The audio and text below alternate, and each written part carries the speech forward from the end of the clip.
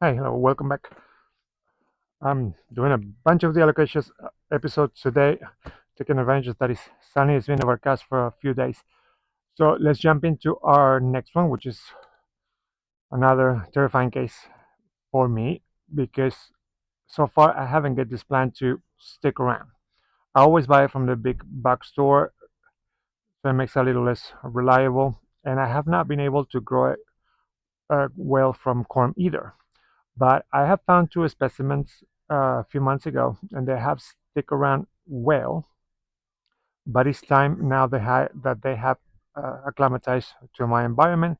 It's time for a repop because the issues that we have with the soil that comes in. So let me show you.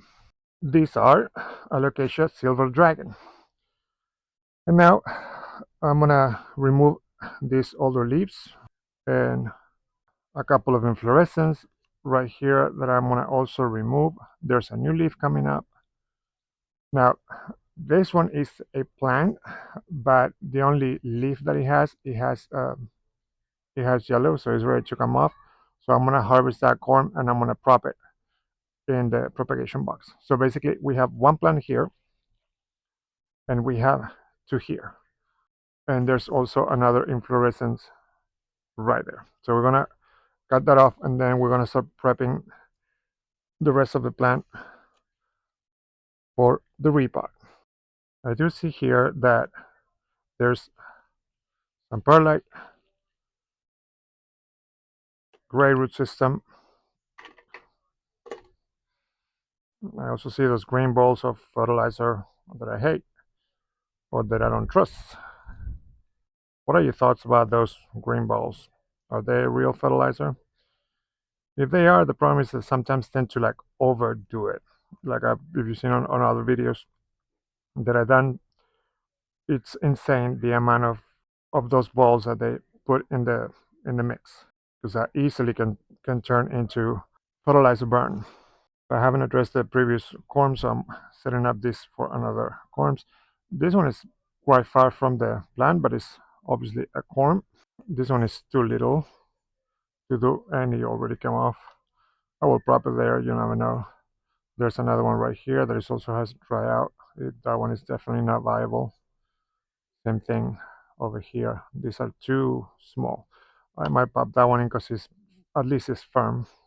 So again, this is a good thing when there's a good amount of perlite in the mix because you can just tap it and the perlite is the first one to loosen up, and then the rest of it crumbles a lot easier. The good thing I see is that this root system is very wide, it's very healthy. I don't see barely any mushing or anything, but I've seen that before several times because I adore this plant, but it doesn't like me back.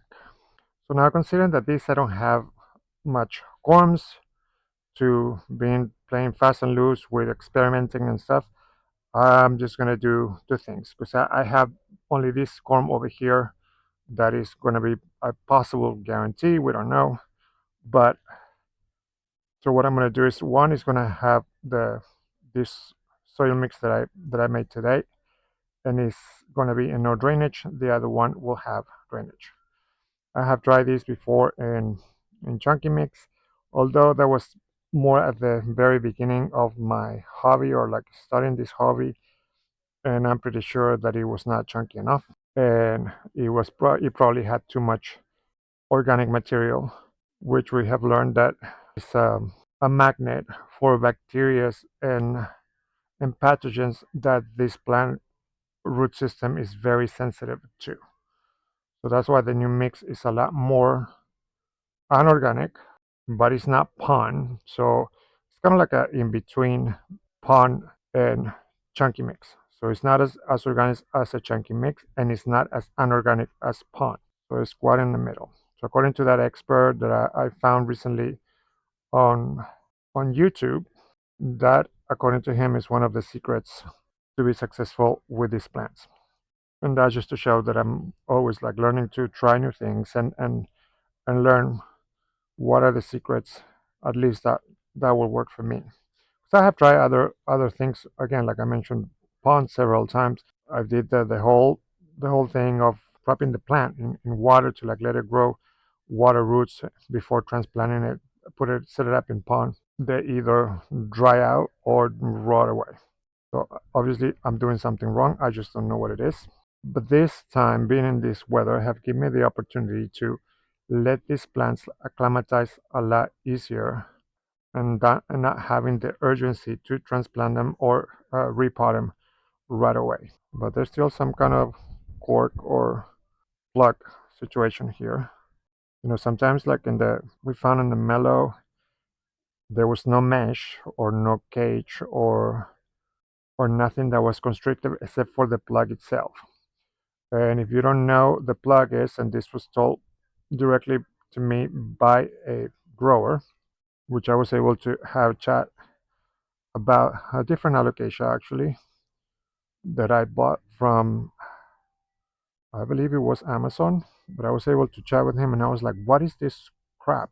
And it's like, that is just peat moss and adhesive. And I'm like, why do you put adhesive on the media? Like, there was no answer to that. It was okay, so it's getting quite dense right here. As I have done with the others, I'm gonna use the hose to wash this off.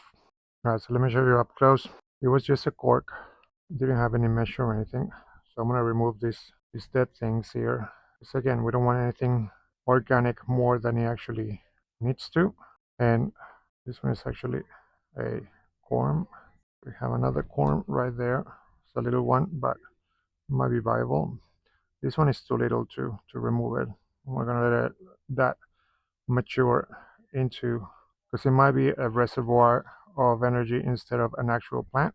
So this one has a much larger root system, which is great, and it looks healthy. There's a couple of corm attempts here that have completely dried out. So this one that has the larger root system, and it's actually a little bit of a larger plant than that one, I'm gonna place it in drainage. The other two that are smaller, I'm gonna put them together in no drainage. This is the other one that had the little leaf. So this is gonna go in a prop box with the other corms. Total amount of corms that came out of this are 9, 10, but 3 of them are like, I don't think they're viable. So now for the no drainage, I just went to the dollar store and I got a couple of different vessels. So I'm gonna try something to bring out the blue on that one, and it's a really cute container that I was using to make the box. This one's worth, I believe, $1.50. For the rest, we're gonna do the same as most of my plants, which is we're gonna the worm castings, slow release, magic powder, mycorrhiza it, and I'm gonna place it. So this is gonna be the front of the pot. So this one is very sideways, but I believe that is the side, and this one I want it sort of to face towards the front as well. And with the shape of this pot, I also believe that having a little extra room on the top, it will give him plenty of room to grow. Sometimes I use their own leaves to kind of like anchor each other.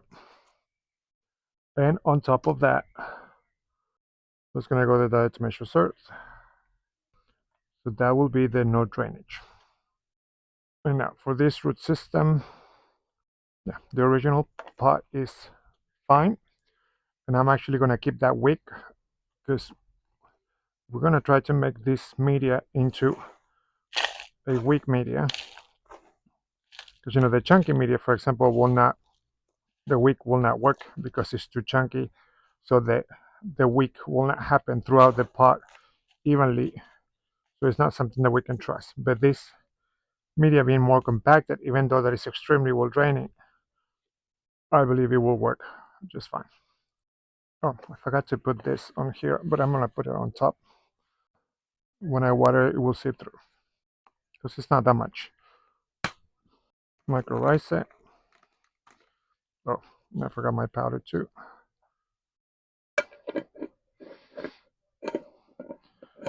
So this one can go in a self-watering pot, and we'll test that out as well. So let me give them a good watering. I'll give this one a nutritious water and this one a regular watering for now, and put the nutritious water in the self-watering pot. And that's it for this episode of my Alocasia Silver Dragon. Wish me luck with this, because again, I have failed this one many times before. Hopefully this time they make it, and you'll get updates on that on every Alocasia episode, the upcoming episode. As you've seen on the previous ones, I do updates on the plants that I've been already working on. Thank you so much for stopping by. Don't forget to share, comment, and more than anything, subscribe. Did I say share? Subscribe, comment. Please subscribe. And I will talk to you in the next one. Thank you. Bye.